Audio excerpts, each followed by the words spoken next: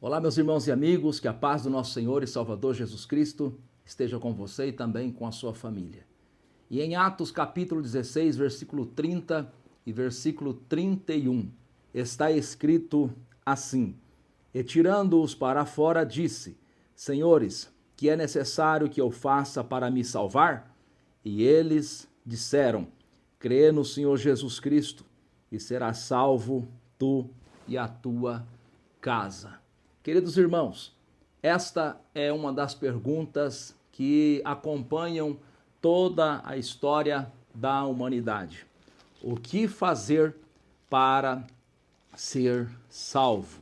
Muitas pessoas têm esta interrogação, esta pergunta. Nós podemos constatar que também lá em Mateus capítulo 19, versículo 16, um homem jovem ainda, e a Bíblia diz que ele era um jovem rico, ele também fez esta mesma pergunta para o nosso Senhor e Salvador Jesus Cristo: o que eu hei de fazer para conseguir a vida eterna? O que eu faço para ser salvo?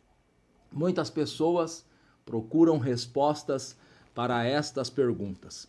Outras pessoas criam respostas para estas perguntas na tentativa de trazer paz aos seus corações, de trazer uma segurança aos seus corações. Porque, por mais que a pessoa não reconheça, todos nós temos uma alma, todos nós teremos uma vida após a morte e todos nós temos a preocupação do que será de nós após a nossa morte. O ser humano carrega dentro de si o sentimento colocado por Deus, que é o sentimento de eternidade. Esse sentimento foi posto por Deus na alma do ser humano.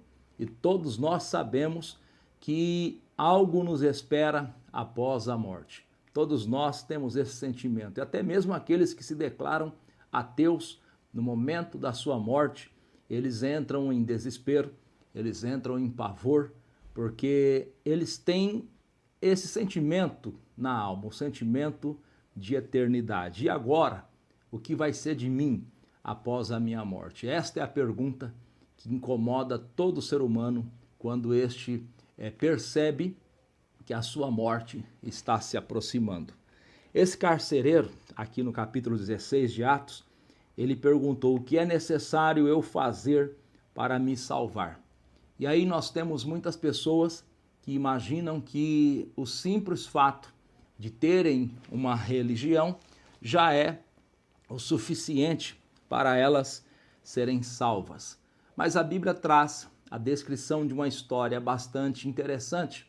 Em Atos capítulo 10, a Bíblia narra a história de um centurião, um soldado romano, que era um homem extremamente religioso. Ele era um homem que orava, ele era um homem que dava esmola, ele era um homem que jejuava, e ele era um homem piedoso, um homem temente, um homem realmente religioso, extremamente religioso. E a religião que este homem praticava era uma religião sincera. Ele não era um fariseu, ele não era um falso religioso, ele era um homem muito sincero. De fato, que a Bíblia diz em Atos capítulo 10, que ele, praticando a sua religiosidade, certa vez recebeu a visita de um anjo. E um anjo do Senhor se aproximou dele e disse que ele deveria buscar o apóstolo São Pedro, apóstolo do nosso Senhor e Salvador Jesus Cristo, e que Pedro iria lhe esclarecer, iria lhe trazer um conhecimento, um ensinamento que iria lhe ajudar a ser salvo. Observe que este homem, mesmo sendo um homem piedoso, um homem religioso, um homem que jejuava, que dava esmola aos pobres, não tinha ainda a salvação. Não tinha ainda o conhecimento que leva à salvação. Não tinha ainda a segurança da salvação. E aí eu falo com você que é uma pessoa extremamente religiosa, mas que quando está sozinha, só você e Deus, você sabe que a sua alma precisa de salvação. Porque a religião, embora ela possa contribuir para moldar o caráter das pessoas, mas a religião em si não tem o poder para salvar ninguém. Está escrito na carta de Paulo aos Efésios, capítulo 2, do versículo 8 até o versículo 9.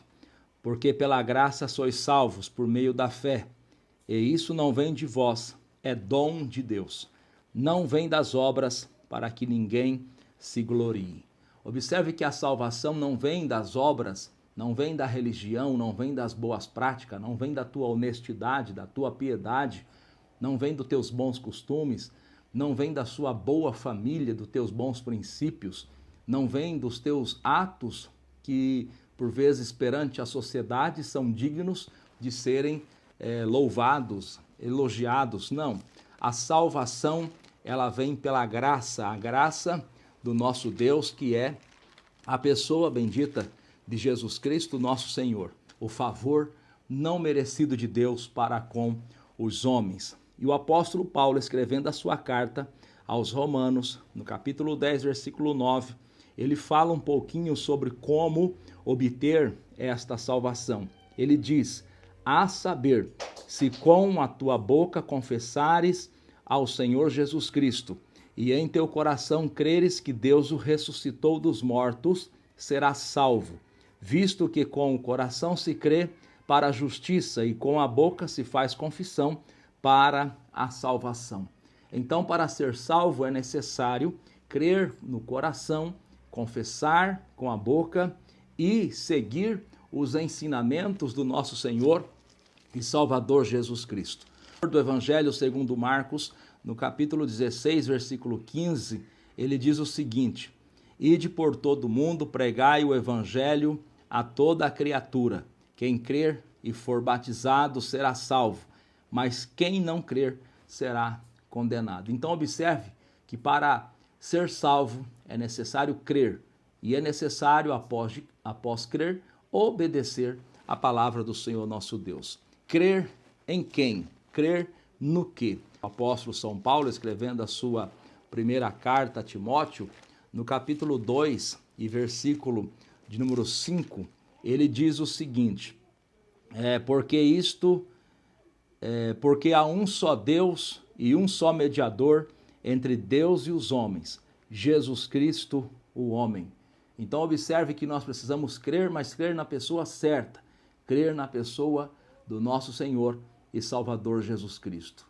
O que eu faço para ser salvo? Ora, o que nós precisamos fazer para ser salvo é crer em Jesus Cristo, o nosso Senhor, e obedecer a sua santa palavra. Deus abençoe a sua vida, em o nome do nosso Senhor e Salvador Jesus.